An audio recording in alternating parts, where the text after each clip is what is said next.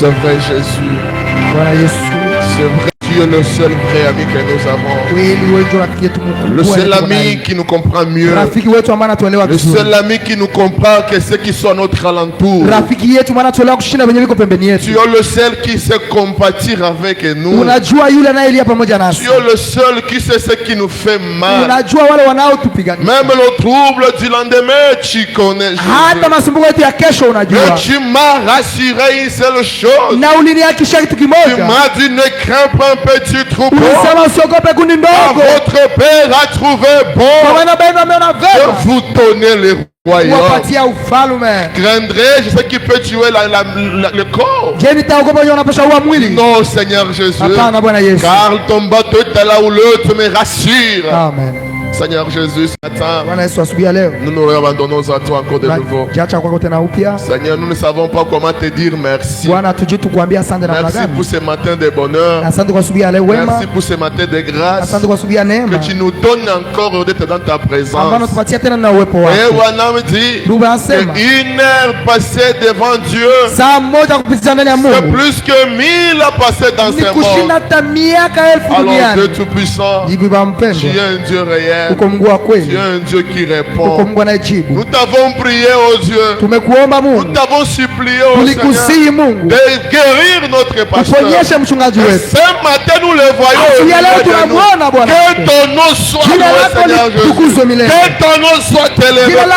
Nous t'adorons. Nous t'acclamons. De l'autre côté de la mer. Et l'autre côté là-bas, c'était Gadara. Et là, Gadara, il n'y avait qu'une seule personne, une seule âme. Jésus a traversé la mer pour une seule personne. Amen. Amen. Et quand Jésus quitte Galilée, c'était le matin, c'était à midi, parce que la Bible dit que c'était au coucher du soleil. C'est au coucher du soleil, c'est-à-dire il est parti à l'ouest. À l'ouest du Galilée. À l'ouest du Galilée, Jésus va y aller pour une seule personne. Et c'était le fou de Gadara. Amen. Jésus a quitté l'est pour aller à l'ouest pour une seule personne. Et c'était le fou de Gadara. Est-ce que vous comprenez? Et nous avons dit ceci. Le fou de Gadara, tu es aussi fou de Gadara. Jésus peut quitter le ciel pour toi seul. Comme ce matin, peut-être que Jésus peut venir pour toi seul ce matin, pour te bénir, pour te délivrer, pour t'exaucer. Amen. Amen. Tout dépend des profondeurs qui est en toi. Amen. Parce que c'est la profondeur qui va l'appeler. La profondeur répond à la profondeur. Amen. Amen. Est-ce que c'est clair?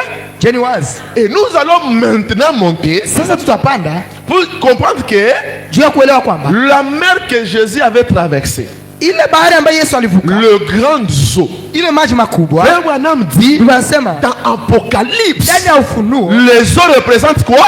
Les eaux représentent la foule. Amen. Amen. Représente la foule. Et nous avons vu que la foule là, ce sont les 7 sages de l'église. Amen. Amen. Et Jésus devrait traverser les âges de l'église pour une seule personne, un fou de Gadara. Il va délivrer, il va le nettoyer, il va lui remettre dans sa famille et il va l'utiliser. Est-ce que vous comprenez ça? Et il va l'utiliser. Et quand il va l'utiliser, Frère Branham dit, quand ce fou était délivré, il n'est plus resté fou. Il commençait maintenant à suivre Jésus partout. Alléluia. Amen. Le fou là commençait à suivre maintenant Jésus. Il n'était plus fou. Et nous avons vu que La folie, ce n'est pas seulement enlever les habits. Il y a les fous gentils. Il y a toute forme de fou. Un homme colérique, c'est un fou. Frère Branham dit que l'assurance que Dieu lui a sauvé, c'est parce qu'il était trop colérique. Mais quand Dieu a levé cela en lui, c'est ça l'assurance que Dieu l'avait délivré. Alléluia. Alléluia. Et c'est là qui est.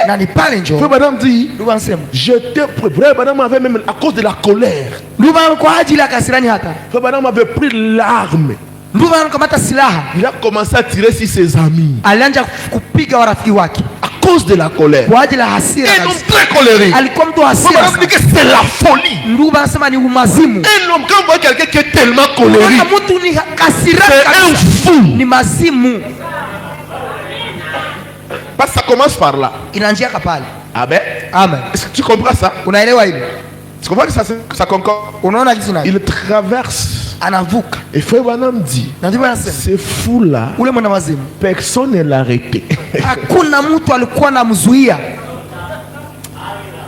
Personne ne l'a arrêté. À cause de sa folie. Mais Dieu, quand Dieu vient, quand Dieu est là, il te maîtrise. Alléluia. Amen. Et nous comprenons maintenant quand Dieu le lave, et nous avons vu que le 7e jour de la création, quand Dieu s'est reposé, ce n'était pas à dire que le jour là c'était lundi, mardi, mercredi. Mais on a dit c'était ça concorde avec les 7 âges de l'église. C'est au 7e jour que Dieu s'est reposé. Et il s'est reposé où? Dans Adam. Amen. Adam est devenu le trône. Adam est devenu le trône de Dieu dans lequel Dieu va se reposer. Parce que Dieu c'est un esprit. Dieu ce n'est pas quelque chose de moi, je ne sais pas. Dieu c'est un esprit. Mais pour que l'esprit agisse, il faut qu'il sort. Il faut qu'il y ait un corps. Madame dit, sans nous Dieu est impuissant. Être impuissant là, ça veut dire quoi?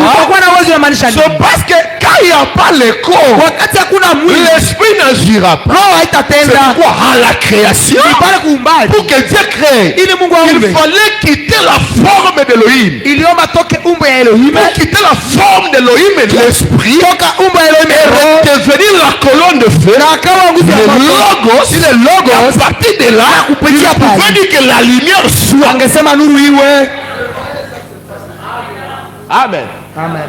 Et maintenant Dieu va faire Adam trône. Et Branham dit, quand Dieu se repose, qui continue le travail?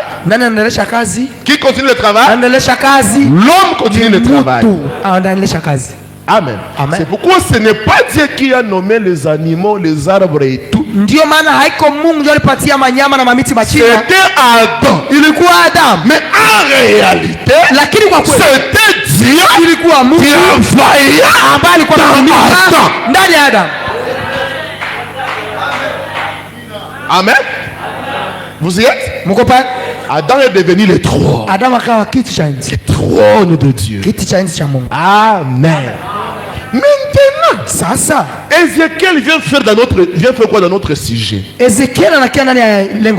Parce que nous comprenons quand le fou est délivré, il devient l'instrument de Dieu. Amen. Amen. C'est Dieu qui commence maintenant à l'utiliser parce que c'est Satan qui l'utilisait avant. Et nous avons vu que Frère Branham n'est pas né totalement saint comme Jésus. Na nilisema kwamba ndugu Branham kuzaliwa kabisa kikamilifu kama Yesu. C'est la personne qui est née sans péché. La seule personne. Mtu pekee alizaliwa bila dhambi. C'est Jésus-Christ. Ni Yesu Kristo. L'homme de Galilée. Mtu wa Galilea. Celui qui est mort pour nous. Yeye aliyetukufilia. Le seul personne. Mtu wa pekee. Mais les autres, wengine tous, perdus. Nés dans le péché. Frère Branham dit, je suis un pécheur sauvé par la grâce de Dieu. Vous comprenez cela? Et maintenant, Ézéchiel était en captivité. Et quand il était en captivité, Ézéchiel va avoir une vision. La vision d'Ézéchiel va voir sur le fleuve Kébar. Il va voir le ciel s'ouvrir. Et quand il voit le ciel s'ouvrir, il va voir un trône. Un trône. Et ce trône-là avait la forme d'une personne. Alléluia. Amen. Et tout autour de ce trône, il y avait des lumières, le feu. Amen. Amen. Et à plus tard, ce Jean le divin, dans Apocalypse 4, qui va voir la même chose comme Ézéchiel. Amen. Amen. Vous y êtes? Maintenant j'entre dans mon sujet. Frère Branham dit, le fou là est devenu un instrument de Dieu. C'est-à-dire que Dieu, esprit, est entré en lui pour commencer à l'utiliser. Frère Branham dit, lisons la première citation. Parce que la divinité doit être dans une personne. Est-ce que vous croyez ça? La divinité n'est plus au ciel. La divinité est en vous. Vous ne vous croyez pas. La divinité n'est plus là-bas au ciel. S'il y a quelque chose au ciel, c'est du fumet blanc. Il n'y a rien au ciel. Tout est sur la terre. Amen. Amen. Si l'enfer est sur la terre, maintenant Dieu sera où? Hein? Amen. Amen. Alors, prenons la première citation, le lieu d'adoration. Et vous allez trouver, pour commencer là-bas, allons-y vite, le lieu d'adoration que Dieu a choisi, paragraphe 44, là à la fin, dernière partie, descends. Bon, laisse-moi commencer là. Et Gabriel l'a appelé Jésus. Le prophète l'a appelé Jésus. Il était absolument Jésus. Avant sa naissance, même les saints prophètes l'ont appelé Jésus. C'est ça qui signifie Dieu est avec nous. Ok, voilà. Il dit, c'est ça qui signifie Dieu est avec nous. Et Dieu a été manifesté dans la chair afin d'ôter le péché du monde. Et quand il l'a fait, il a été donné le nom de Jésus. Vous comprenez ça? Et quand il a fait, il a donné le nom de Jésus. Donc le nom c'est Jésus. Si vous montez en haut, Branham dit que le nom du Père c'est Jésus. Parce que Jésus était venu au nom du Père. Le nom de Dieu, qui est Jésus, a été placé dans un homme. Est-ce que vous comprenez? Maman. Il est Jina ya Mungu. Le nom de Dieu, Mungu alibeba. Dieu l'a pris et il l'a mis dans un homme. Et cet homme était appelé Jésus. Donc c'est quoi? C'était Jésus dans Jésus. Hein? Aujourd'hui vous allez dire que c'est Jésus dans trésor. Jésus dans Branham. Jésus dans Branham. Jésus dans le pasteur David. Jésus dans le pasteur David. Alors à cette époque, Jésus dans Jésus. Jésus dans Jésus. Yes. Non? Alors écoutez, pas une église, hapana ndani ya kanisa, pas une dénomination, hapana zehebu, pas un credo, hapana mila, mais un homme. lakini mtu. Il a choisi de mettre son nom en Jésus-Christ. Alichagua kutia jina lake ndani ya Yesu Kristo. Maintenant nous voyons donc na lakini tunaona sasa que quoi? Nini? Nous voyons quand le nom est placé dedans.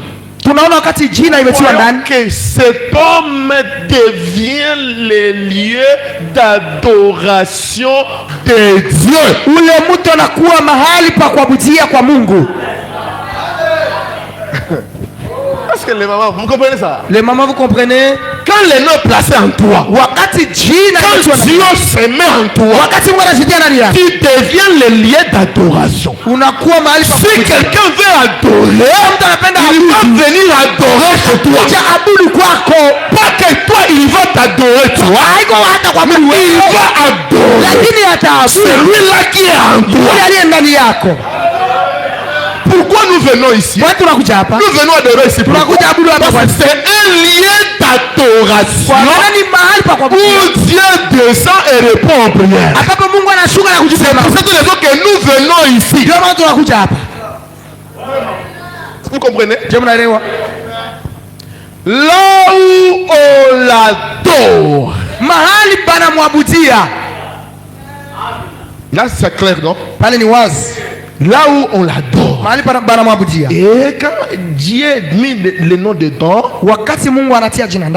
l'homme là devient le lieu d'adoration. C'est-à-dire il devient le trône.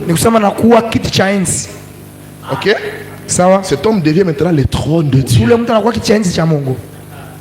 Hein? Tu es le trône de Dieu. Crois comme ça. Dans la loi de la divinité, tu crois seulement. Parce que quand tu crois, la chose va maintenant se matérialiser. On devient que ce que l'on pense. Même si tu es faible, cela ne lève pas de toi un fils de Dieu. Tu es toujours une fille et une fils de Dieu. Peu importe les faiblesses que tu as. Maintenant, ne regarde pas les erreurs, les faiblesses que tu as. Non. Toi que tu es Dieu, toi que tu es le trône de Dieu, toi que Dieu est en toi, et la vie va se comporter comme tu le dis. Moi je ne sais pas s'il y a quelqu'un qui peut me convaincre que je suis un pécheur. Même si je tombe, personne ne viendra me dire que tu es pécheur.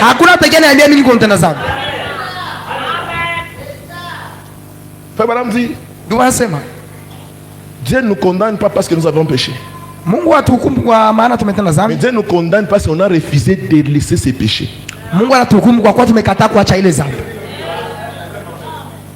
Tu peux tomber, mais tu vas rester par terre. Hein? Tu vas te relever et être le meilleur plus que hier. Et c'est pour cette raison que nous sommes ici. Être le meilleur plus que hier. Alors quand on te dit tu es Dieu, regarde ce que Satan fait. Commence à t'amener tes faiblesses, tes erreurs. Toi d'abord tu as fait ça hier. D'abord tu as fait ça. Tu penses que Dieu, dis-lui tu es menteur. Alléluia. Cet homme devient maintenant le lieu d'adoration. Frère Branham dit, Dieu a eu 3 trônes. Amen. La citation qui suit. La 3e citation. Non, d'abord prenons la 2e citation. L'attitude et qui est Dieu. Voilà, paragraphe 20, c'est là à la fin. Écoutez ce que Frère Branham dit. Dans la prédication, l'attitude et qui est Dieu. Ndani ya mahubiri hali na Mungu ni nani? Nous avons dit le message c'est ce que Branham a dit. OK? Tulisema ujumbe ni ile ndugu Branham alisema ndio. Le message c'est ce que Branham a dit. Ujumbe ni ile ndugu Branham alisema. Si toi tu nous dis ce que Branham n'a pas dit, donc ce n'est pas le message. Kama unatuambia ni Branham alisema haiko ujumbe. Même si c'est dans la Bible. Hata kama ndani ya Biblia. Mais quelqu'un d'autre a déjà dit ça. Mwingine mtu shaka isema. Ce n'est pas le message. Ujumbe. Le message doit être quelque chose de nouveau. Ujumbe unapaswa kuwa kitu moja mpya. Parce que s'il n'y a pas quelque chose de nouveau, Dieu n'envoyera pas un prophète. La présence du prophète, c'est la présence de nouvelles choses. Alléluia. Amen. Et nous avons dit faites attention quand vous lisez Branham.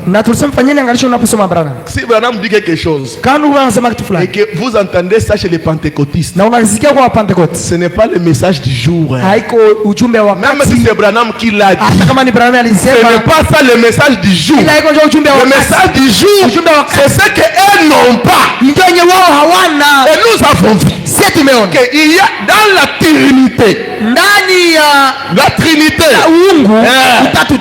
c'est ça qu'ils appellent Père, Fils et Saint-Esprit. Mais nous ne croyons pas ça. C'est toujours un Dieu dans 3 fonctions. Et aussi, ils commencent à croire ça. Mais il y a un élément qu'ils ne savent pas. Dans ce temps, Dieu a dit, croyez le Père, croyez le Fils, croyez le Saint-Esprit. Ce n'est pas la fin. Maintenant, le message de là c'est quoi? Croyez aussi à moi comme l'un d'eux. C'est ça le message de cette soirée. Si tu crois les 3, oubliez le message, oubliez le ciel. Parce qu'eux aussi croient comme ça. Mais la différence, on croit en l'homme. Hein? Écoutez, qui est Dieu? Dans la qui est Dieu? C'est celui qui s'est tenu là et qui a dit qui a de ses mains sorties des étoiles. Il a amené le monde à l'existence. Est-ce que vous comprenez? Et il a fait des choses invisibles. C'est quoi? La divinité. Et la divinité elle-même. Lisons. La divinité elle-même habite où? Dans l'arbre, dans les animaux, dans les anges. Non, la divinité habite dans l'homme. Alléluia. Et cette divinité-là, c'est-à-dire le créateur qui a créé le ciel et la terre, tout Dieu que vous imaginez que Dieu est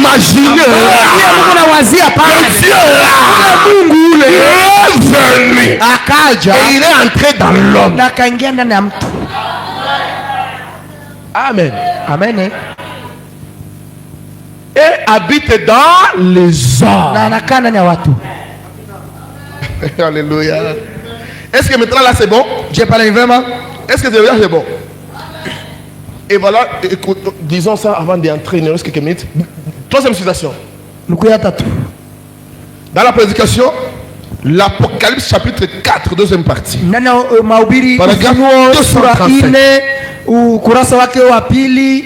Kifungo 237. Ensemble. Tunaenda pamoja. Mama sibuko nasikia. Baba mambo zoyo kasi. Biko wazi. C'est clair. Hein? Biko wazi hein? C'est clair. Bon, vraiment, le premier trône était dans les cieux. Kiti cha kwanza Mungu chilikuwa na mbingu. Mungu akwake na kiti moja tu. Nzambe zalaka na ngwende moko te. Hein? Toi tu changes les matelas de jour au jour. Wewe unabadilisha godoro kila siku, mavazi kila siku. Unapenda Mungu abakie mpaka vile. Yo lingeka Nzambe atika la ngwende na moko kaka mkono nyoso. Dieu il est le même hier aujourd'hui éternel. Mungu yule yule jana leo na hata milele. C'est vrai. Ni vraiment. Mais le message dit quoi? Ujumbe unasema ni à l'exception. Kwa kutosha tu. Et ils disent aussi, mais ils n'ont pas, à l'exception de son corps. Or le corps c'est le trône. Na japo mwili ni kiti chake cha ufalme. Le trône du jugement. Le second trône était en Christ. Kiti cha pili kilikuwa ndani ya Kristo. Wasikia? Uzoka. Le troisième trône. Kiti cha tatu. Le troisième trône est où? Kiti cha tatu kiko wapi? Dans l'homme. Ndani ya mtu. Voilà maintenant. On a ça. Ezekiel va voir la vision. Ezekiel ataona ono. Trône. Ya kiti cha il va voir un homme. Ataona mtu. Et cet homme-là, ule mtu, il était entouré du feu. Alizungukwa na moto. Oh my. Amen. Mais qui est cet homme maintenant qui est le trône de Dieu? Mtu gani kwenye kiti cha enzi cha Mungu? C'est toi. Ni wewe. Dis amen. Sema amina. C'est toi. Ni wewe. Mais dans chaque chose, lakini ndani ya kila kitu, respectez les grands frères. Haleluya, heshimia yaya mkubwa. Respectez les grands frères. Heshimia yaya mkubwa. Avant de téter le sein de maman, mbele ya kunyonya maziwa ya mama, il y a quelqu'un qui a commencé. Kuna mtu aliyeanza. Unakia nyonya bishalishio tu. Amen. Amen. Et c'est là maintenant que Ézéchiel va voir la vision. Oh non. Alors pour aller vite, alors dans le Akebar, je ne vais pas entrer là-bas. Prenons Apocalypse chapitre 2, deuxième partie, 156. Ufunuo sura pili sehemu ya pili 156. 156. Voilà, 156. Frère Wanam dit, écoutez, soyez quoi? Musikie na muwe wa kiroho. Maintenant nous allons voir les spirituels dans notre église. Sasa tunaona wa kiroho ndani ya kanisa yetu. Soyez spirituels. Muwe wa kiroho. Comprenez bien. Muelewe vizuri. Et je vous assure, na nawahakikishia au nom de Jésus, mjina la Yesu, gardez ceci pour vous-même. Mulinde hii kwenu wenyewe. Alléluia. Ça devient chaud. Inakuwa moto. Frère, gardez ça pour vous-même. Parce que ça va scandaliser. Kwa maana itakwaza. Comme le pasteur l'avait dit, il y a d'autres choses qu'on ne peut pas les dire parce qu'ils vont te perdre davantage. Ça nous concerne nous-mêmes. Maintenant qu'il soit spirituel, quitte le charnel, sois spirituel et garde ces choses pour toi. Quelles choses? Là dans votre propre cœur, souvenez-vous simplement combien c'est une bénédiction. Alléluia. Amen. C'est une bénédiction pour moi. Cet enseignement, c'est une bénédiction pour moi. Les choses secrètes que Dieu avait cachées, mais maintenant il révèle ça. Et Abraham me dit, tous les apôtres, même Jésus, même les prophètes, personne n'a parlé d'Ézéchiel. Faut madame dit, garde ça dans ton cœur. Descends, il dit quoi? C'est une bénédiction. Baraka. Maintenant décortiquons Ézéchiel. Qu'est-ce qu'Ézéchiel a vu? Dans la prédication, après chapitre 2 toujours, 2 paragraphe 157. Ufunuo sura 4 sehemu ya pili nukuu yake 157. Écoutez maintenant ce qu'Ézéchiel avait vu. Sikia senye Ezekiel Madame explique, il dit c'est une bénédiction pour toi. Remarquez au verset 27, là où nous avons lu. Écoutez tous, comprenez vraiment bien maintenant. Je vis encore comme des lérins polis. C'est mal les reins polis, frère. Repoli. C'est-à-dire comme la couleur vert jaunâtre. Retenez le mot au-dedans duquel était cet homme. Cet homme était au milieu du feu qui avait la couleur jaune, vert. Depuis la forme de ce sang jusqu'où?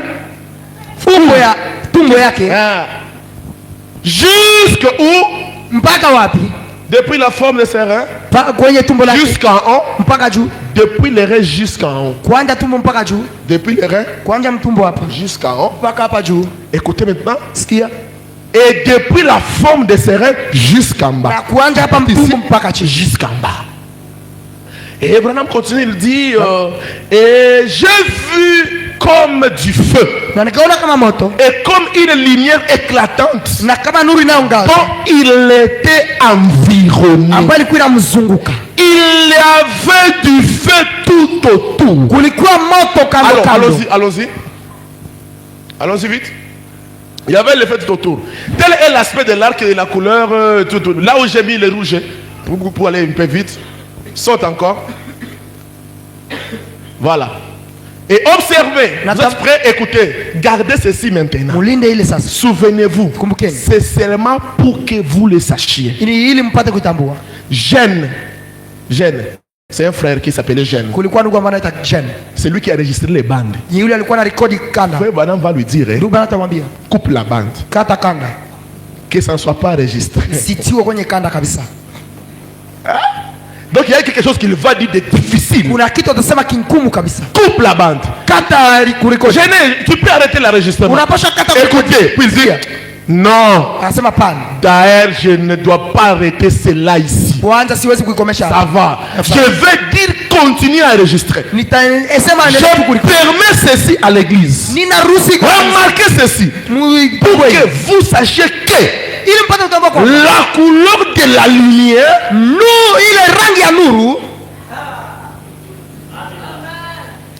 la couleur de la lumière,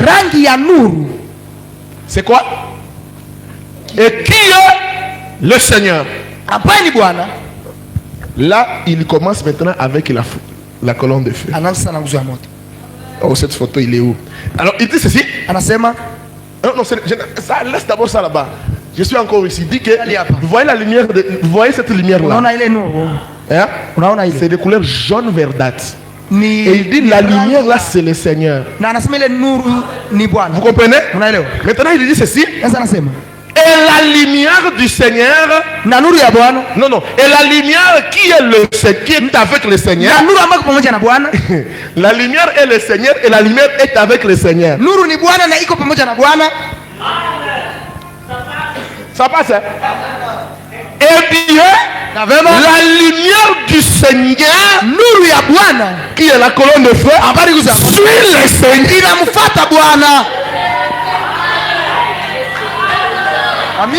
Madame dit gardez ça pour vous-même. Que la lumière du Seigneur, qui est la colonne de feu, alléluia, c'est le Seigneur. Et la lumière du Seigneur suit le Seigneur. Regardez comment tu es jaloux. Tu appelles ton mari Seigneur. N'est-ce pas que tu l'appelles Seigneur? Mais quand on dit Branham c'est le Seigneur, tu te fâches. Amen. C'est la lumière du Seigneur qui suit le Seigneur et c'est le Seigneur. Continue. Et vous Branham dit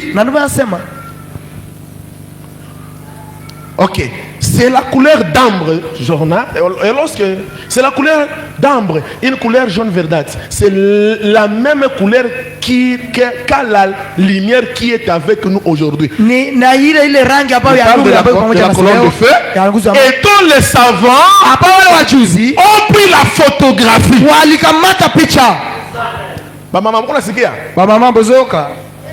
Moi, je vais commencer à faire ceci quand je prêche. Maman, tu vas debout. Parce qu'il faut jubiler là-bas. Madame, notre pasteur ne croit pas une église tiède. Tu peux avoir le Saint-Esprit sans sensation, mais le Saint-Esprit ne te laissera pas sans sensation. Tu sais qu'en plus si tu t'assois beaucoup, tu vas te fatiguer.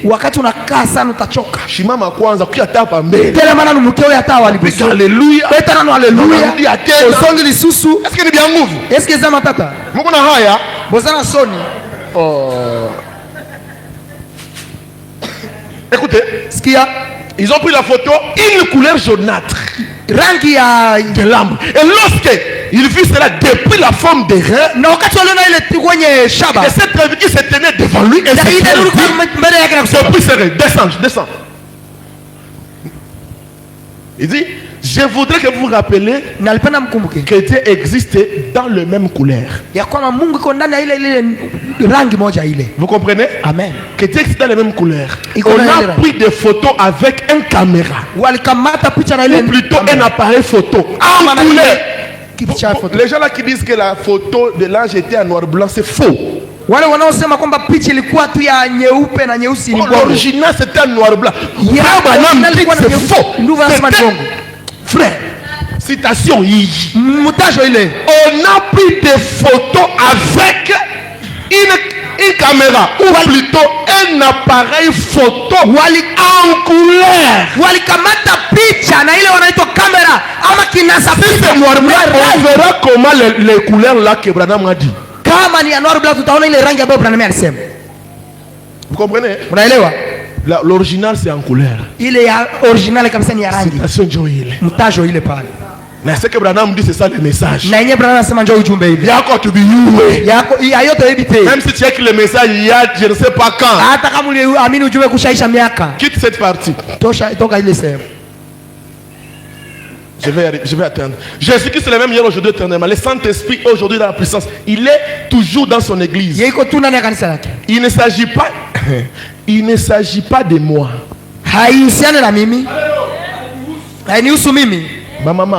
Ma maman. Il ne s'agit pas de Branham. Naï photo. Même cette photo. Photo à Branham. C'est pas la photo de Branham. C'est les photos de l'ange. Mais l'ange, comme Branham était son ami, comme tu es mon ami, viens prendre la photo avec moi. Branham dit, il avait la gentillesse de se photographier avec moi. Si on parle maintenant la photo, avec mon ami ici, je parle avec la photo, non? C'est ma photo. Mais quand vous regardez ma photo, vous lui voyez aussi. Impossible de me voir sans lui voir. Et lui aussi quand il parle avec cette même photo, quand vous regardez les photos, vous allez me voir. Impossible de lui voir sans me voir. Pourquoi Branham me dit, faites attention de la manière que vous la regardez. C'est lui qui compte. Quand vous regardez de l'autre manière, c'est l'idolâtre. Madame dit, je ne veux pas que vous fassiez cela. Alléluia. Amen. Il ne s'agit pas de moi. Maintenant simplement là, on a pris la photo. Je voudrais que vous examiniez cela. La photo, mon ami. Écoutez d'abord la citation. C'est exactement ce que a vu Ézéchiel. Ézéchiel a vu quoi? Il a vu un homme autour du bébé. Cet homme-là, il était couvert. Ça commence comment? C'était comme cette fleur ici. Alléluia. D'Abraham tabernacle, il y avait le fleur. Ce fleur-là était artificiel. Et quand la gloire de Shekinah était tombée, la gloire de Shekinah a fait pousser le fondement. Il a fait pousser le fleur. Résume ça d'abord. Redonne-moi la première. La première photo. Regardez ça. Ça c'était avant que la gloire de la Shekinah tombe. Vous voyez la fleur? Vous voyez? Elle est tout aussi normale. Branham est aussi normal. La grande colonne de ça, la présence de Shekinah va tomber. Et c'est qu'Ézéchiel avait vu le trône sous forme de l'homme. Deuxième citation. Deuxième photo. Voilà maintenant ici. Alléluia. Voilà la gloire de Shekinah. La présence de Dieu pour venir confirmer son trône. Que si vous voulez m'adorer, ne va plus à Jérusalem, ne va plus à la tombe de Jésus, ne va plus là-bas. L'adoration, c'est même sur la montagne, ni à Jérusalem. Le vrai adorateur adoreront en esprit et en vérité. Et quand la présence de ça, cette photo était visible. Les fleurs ont poussé. Ce n'est pas tout. Ça va vous rendre fou. Regardez bien maintenant. La lumière ici, jaune verdâtre. Alléluia. Branham dit c'est exactement ce que Ézéchiel avait vu. Lisons Branham.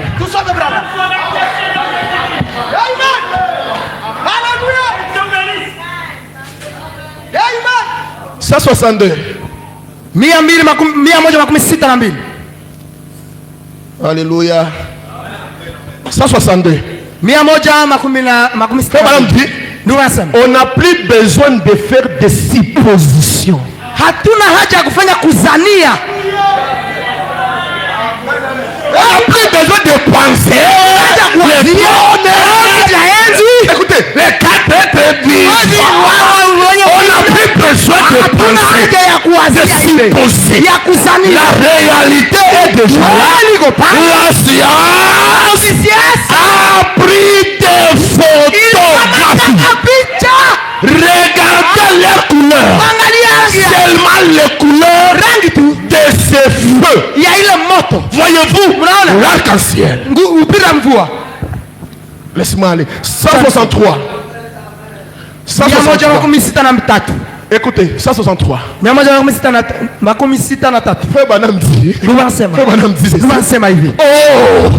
Cela fait sauter de joie mon pauvre cœur. Cela fait sauter mon joie. Mon pauvre cœur. Je me réjouis. Est-ce que Dieu réjouit ce matin? Que Dieu te bénisse. Est-ce que tu te sens bien? Que Dieu te bénisse. Branham me dit c'est une grande bénédiction. Alors sois béni ce matin. Et savoir que dans ce jour dans lequel nous vivons, alors que tout autre fondement n'est que sable mouvant, tout autre fondement, je me disais, ne puis-je pas raconter cela? Je me disais, ne puis-je pas raconter cela? Pourquoi ne puis-je pas le faire pour le faire voir au monde? Pourquoi? Mais écoutez, le monde n'est pas censé avoir cela. Le monde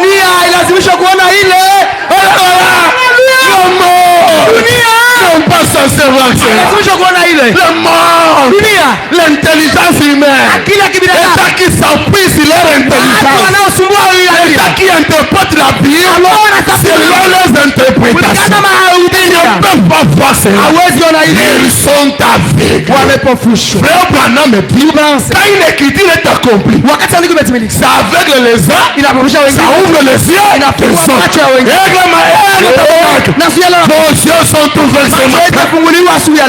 Le monde ne peut pas voir cela. Le monde ne le verra pas. Il ne le verra jamais. L'église est en train de recevoir la plus puissante séquence qui ait jamais Alléluia. Qui peut dire Alléluia? Qui peut dire gloire au Seigneur? Le monde ne verra jamais ça. Ils ne feront jamais ça. Écoutez. Écoutez maintenant les scandales. Écoutez les scandales. Alléluia. Amen. Alléluia. Amen. Alléluia. Amen. Oh Jésus. Oh Jésus. Frère Branham dit. Laisse-moi sauter quelque chose là. Paragraphe 164. Sentinelle, qu'en est-il de la nuit? Sentinelle, qu'en est-il de la nuit? Tu es déjà là? Donnez-moi la citation là. Sentinelle, qu'en est-il de la nuit? Le religieux. Dès que Branham est ton pasteur de ton village, vous venez de cet endroit, c'est-à-dire quoi? Maudit soit celui qui contredit Branham. Amen. Sentinelle. 164. Et voici. Et ici, il y a quelque chose d'étrange. Ok. Moi, je suis dans la version La Voix de Dieu. Mais il y a la citation là. Tu n'as pas trouvé. Continuons d'abord avec ça. Et ici, il y a quelques semaines, les étrangers si présents. C'est comme ça ce que ça dit. Oui, ok, oui. Ça dit, bon, c'est la même chose. Les étrangers si présents n'ont peut-être jamais vu cela. Vous comprenez?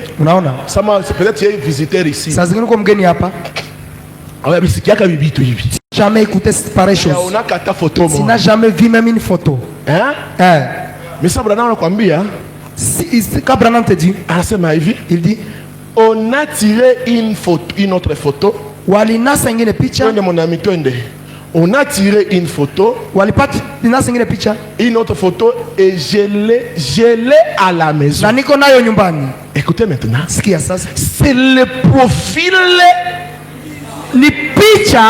du Seigneur Nisura du Seigneur Jésus s'éteignant juste derrière moi à l'endroit où je me trouvais. Ses mains sont tendues, et des langues de feu jaillissent de ses mains. Au moment où je parlais sur le sujet, parle à cette montagne et ôte-toi. Et ne doute pas dans ton cœur. Écoutez. Et nous l'avons. C'est en technique, en couleur Kodachrome. On en a maintenant dans les maisons. Cette photo ici. Retourne-moi la photo. Retourne-moi la photo. Retourne-moi la photo là.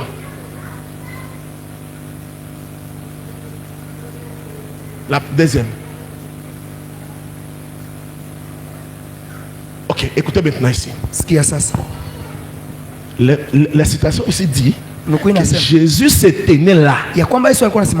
Derrière Branham. Je ne sais pas si vous allez remarquer quelqu'un est ici. Alléluia! Amen! Il y a un Branham assis et un Branham qui prêche et un Jésus derrière Branham avec les mains tendues, leurs flammes de feu sont en train de sortir de ses mains.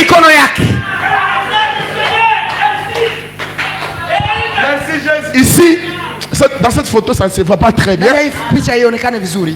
Ah, tu peux nous zoomer? Est-ce que c'est peut-être nous zoomer ici?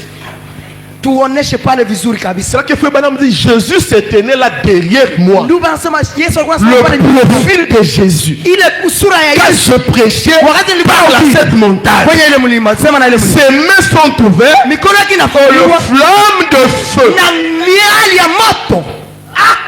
Alléluia. Et les flammes de feu. Résume. Résume, Jésus. Résume. Maintenant, Ézéchiel a vu un homme entouré tout autour du feu. Le feu jaune. Au niveau des reins jusqu'en haut, c'est le feu. Au niveau des reins jusqu'en haut, c'est le feu. Au niveau des reins jusqu'en bas, c'est le feu. Frère Branham dit, la seule chose qu'on voit sur moi, c'est la tête et les pieds. Et Branham dit, c'est exactement ce que Daniel, ce qu'Ézéchiel avait vu. C'est exactement ce qu'Ézéchiel avait vu. Alléluia. Amen. Et on a tiré une photo comme cela. C'était derrière 65. Ok. Est-ce que vous comprenez ça? Continuons la citation. Il reste 15 minutes, bien presque 10 minutes comme ça. Continuons, je vais finir ça. Celui-ci est la plus remarquable de toutes les que j'ai jamais vues. Voici sa barbe, son visage, son profil, ses bras tendus. Et je me tenais là juste à l'intérieur comme ceci. Vraiment, il était à l'intérieur du feu. Amen. Amen. Comme ceci. Et là, où il y a ses bras, vous pouvez même voir une partie de ma personne. Comme ça, ma tête et ensuite mes pieds sur le planchard. Juste là, la tête, juste la tête et le pied. Tout ce qui restait. Voyez-vous, c'est ce qui restait. Elle était avec ses bras tendus comme ceci. Continue vite. Et j'avais tendu mes mains comme ceci. Et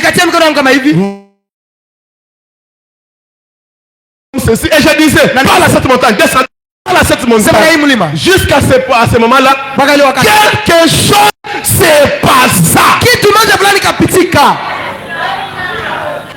Frère Branham claque cette fois sur la chair. Descends. Et comme on a tiré une photo comme cela, et c'était là derrière tout en couleur. Et il y avait un panier de Dieu. Il posa un grand panier, l'église cachée, tout près. Le trône de Dieu. Le premier trône, c'était qui? Au ciel. Deuxième trône, c'est qui? Jésus. Troisième trône, c'est ce qu'Ézéchiel avait vu. Et on remplace maintenant X par sa valeur. Le trône de Dieu aujourd'hui, c'est qui? Le trône de Dieu, c'est Jésus. Le trône de Dieu, ce n'est pas Jésus. C'est Branham. Toi et Talio. C'est Branham qui a dit, sois spirituel et comprends ces choses. Qui est cet homme maintenant? Qui est cet homme? Qui est cet homme qui peut résister? Écoutez, dans l'Ancien Testament, dans les lieux très saints, le sacrificateur Aaron, il a pris le bateau sec. Il est en train de ça dans la présence de Shekinah.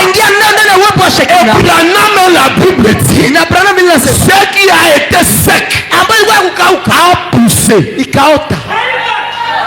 Qu'en est-il de la fleur maintenant? C'est la même chose. Amen. Alléluia. Amen. Mais qui est cet homme? Le trône de Dieu. Le trône de Dieu. Et écoutez maintenant. C'est le trône de Dieu. Parce que Jésus, donnez-moi la dernière citation, mon ami. 65 questions et réponses. La loi qui porte d'ombre. Prêchez le 16-5-54, paragraphe 65. Je vais aider les gens qui n'arrivent pas à comprendre comme nous. Écoutez. Nous voulons que tout le monde comprenne. Même s'il y a un enfant ici, il va comprendre. Dieu a 3 trônes. Le premier était au ciel, le jugement. Deuxième trône, c'était Jésus. Deuxième trône, c'est aujourd'hui. Et c'est ce qu'Ézéchiel avait vu. William Mario Branham. C'est pourquoi je vous dis tous les jours, Branham n'est pas nouveau. Branham c'est un ancien des anciens. Amen. Il a été vité depuis la création du monde. Dieu a dit, j'aurai quelqu'un qui s'appellera Branham et il prêchera quoi? L'évangile. Dieu ne t'a jamais cité dans la réunion des anges. Même pas ton pasteur, ton évêque, ton quoi. Dieu ne t'a jamais cité dans sa réunion. La réunion avec les anges. Et dit, j'aurai quelqu'un qui s'appellera Branham et il prêchera l'évangile. Ézéchiel va lui voir. Daniel va lui voir. Jean va lui voir. Et ils ont salué de Ils ont dit, quelle sera l'issue de ces choses? Comment ça va se passer ces choses? Alléluia. Écoutez. 65. Encore un peu de temps. Et le monde ne me verra pas. Ça signifie quoi? Encore un peu de temps. Le monde ne me verra plus. C'était avant sa mort. Le monde ecclésiastique ne me verra plus. Parce que c'était des religions qui ont tué Jésus. Ce n'était pas des pécheurs. C'était des pasteurs remplis de sainteté, de piété aux cieux, qui ont tué Jésus. Et Branham dit, ils ne me verront plus. Mais vous, Branham dit, vous qui le croyez, vous me verrez. Ça veut dire quoi? C'est le corps qui sera emporté. Donc le monde va chercher le corps, mais ils ne verront jamais le corps. Alléluia. Ils vont chercher le corps de Jésus. Nous voulons Jésus avec des cicatrices. Nous voulons Jésus avec la barbe. Nous voulons Jésus avec des robes. Mais ils ne me verront pas parce que je serai changé. Alléluia. Le corps va être emporté. Mais vous me verrez. Car je serai en vous jusqu'à la fin du monde. C'est Jésus-Christ, le même Dieu aujourd'hui et éternellement. Bien, il reviendra dans son corps une fois de plus et s'assiera. Le chaussure reviendra dans son corps et le corps qui sera changé. Il s'assiera sur un trône littéral. Un trône littéral. Le trône ce n'est pas la chair. Le trône c'est un homme. Madame dit un homme. Alléluia. Un homme qui mangera. Un homme qui mangera, qui boira et qui va serrer les mains de frère. Qui va serrer les mains. Serre les mains de ton frère. Serre les mains de ton frère. Serre les mains de ta soeur. C'est ça le trône de Dieu. Un homme qui boira, il va manger, il va saluer les gens. Alléluia. Vous êtes trop émotifs. Écoutez, vous êtes trop émotifs. Munasisimuka sana. Bwana mdi, c'est la furaha émotive. Alléluia. Ni mtu gani huyu? Qui est cet homme? Ni mtu gani huyu? Bwana mdi, on ne peut pas se contenir. Hauwezi kabisa kujishikilia. Tunaiwazia ile. Il y a les sœurs ici. Les sœurs. Ukiwaza hivi, ukipasa hautaikala. Hauta. Kama unaikala, hauelewe. Bwana anasema, hauwezi bakia chini. Ukiwaza hivi vitu. Tu ni baraka kwako. Fini. Namaliza. Il y a une faute de ça. Dernière citation. Dernière citation. quelque chose maintenant va se passer. On ne peut pas se contenir. Quand on pense à ces choses, frère, c'est une bénédiction. Frère Branham dit, maintenant, mais moi, alléluia, mais moi, dans la prédication, je vais dire deuxième partie, 182. Mais moi,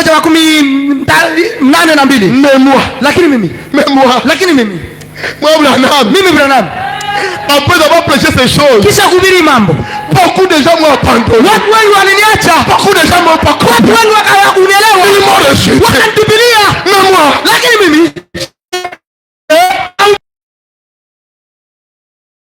c'est ça la dans la poromo kichwa yako.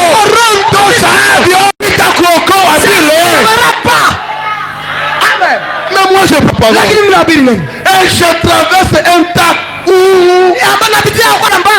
chaque dénomination, si tu es dénominationnalisé, si tu as l'esprit de dénomination, on va dire que nous sommes des idolâtres. On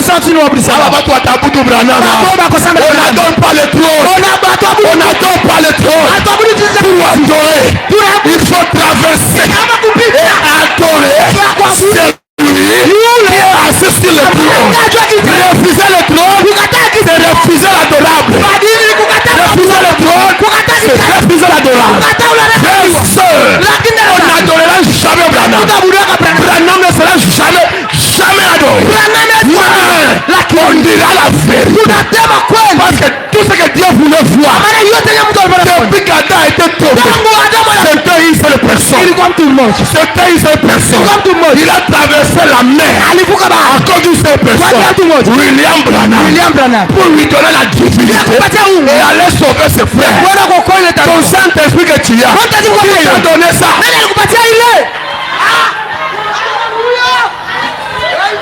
Si ce n'est pas Branham qui est fait avec le Saint-Esprit, oh le Saint-Esprit, il y a Wapi.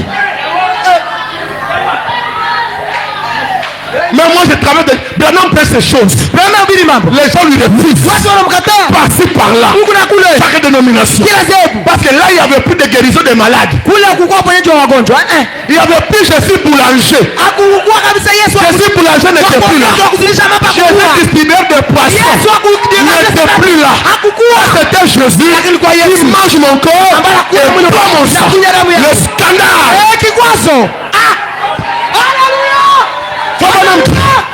On m'a rejeté. Les organisations m'ont mis à la porte. L'une après l'autre. Il n'y a que ces précieux frères. Alléluia. Il n'y a que ces précieux frères. Ils sont dans ces organisations. Ils voient la lumière. La lumière. La colonne de feu. La lumière qui entoure le trône. Quand vous voyez cela, vous recevez Branham. Et qui s'y accroche à Mini, même si ta femme refuse, moi je veux croire. Alléluia. Amen. Branham dit que Dieu vous bénisse. Que Dieu vous bénisse. Que Dieu vous bénisse. Les hommes et les femmes qui sont levés hier voyez, demandez-moi quelque chose. Alléluia. Est-ce qu'il y a Sérati maintenant? Est-ce qu'il y a Sérati? Quelque chose. Demandez-moi. Demandez-moi ce qu'il faut faire. Je le fais de tout mon possible. Vous êtes le peuple de Dieu. Et j'ai des respects. J'ai des respects pour des gens qui croient ces choses. J'ai des respects pour une femme qui croit ces choses. Que Dieu te bénisse. Que Dieu te bénisse. Que Dieu te comble. Que Dieu te remplisse.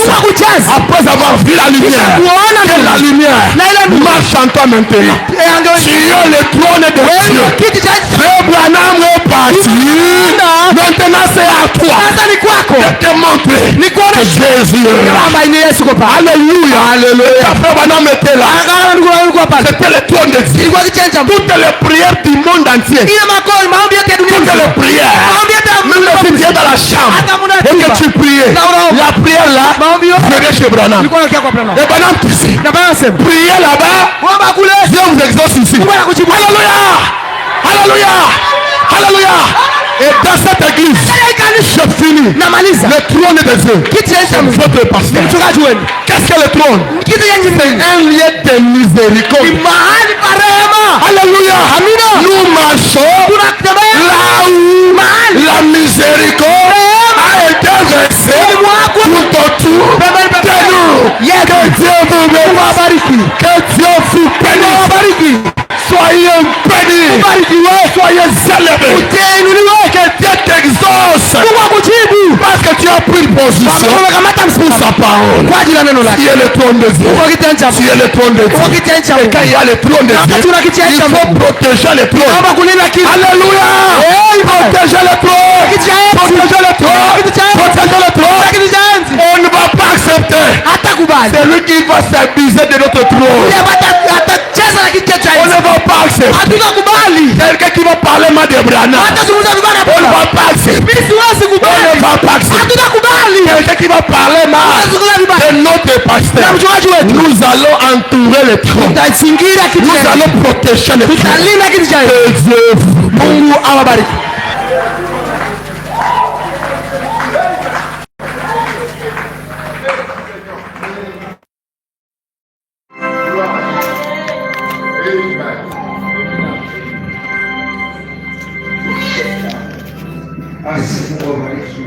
Neno hili kabisa. Mungu